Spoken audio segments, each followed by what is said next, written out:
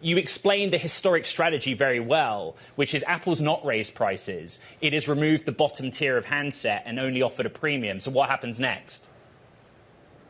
Currently, there is precedent for Apple raising prices outside of the US. We've seen it post Brexit in the UK. We've seen price adjustments in the European Union.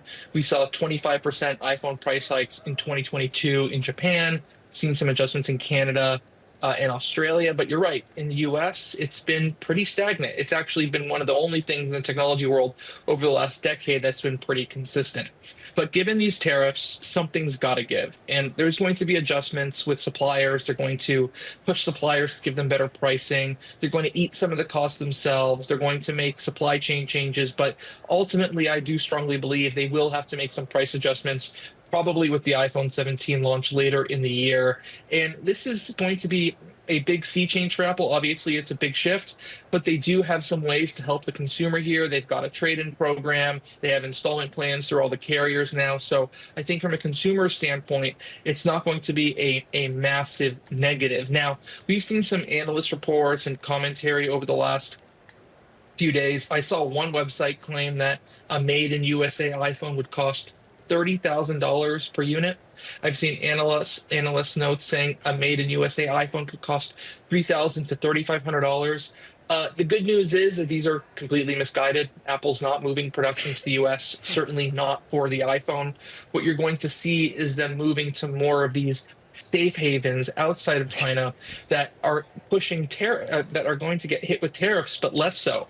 India, for instance, prior to Trump's post earlier today about a 50% tariff, India was at 50% of the size of the tariff on China, coming in around 26% versus the prior 54%, right? And so that is a big improvement. Vietnam is in the high 40s, but that's still an improvement over the 54%. And they've been stuffing the US channel over the last several months with more units in order to avoid those tariffs. Can I quickly get your expertise on what Tim Cook is thinking about right now as well? We all thought he was a marvelous politician in and of himself, the way in which he'd managed to navigate the previous administration.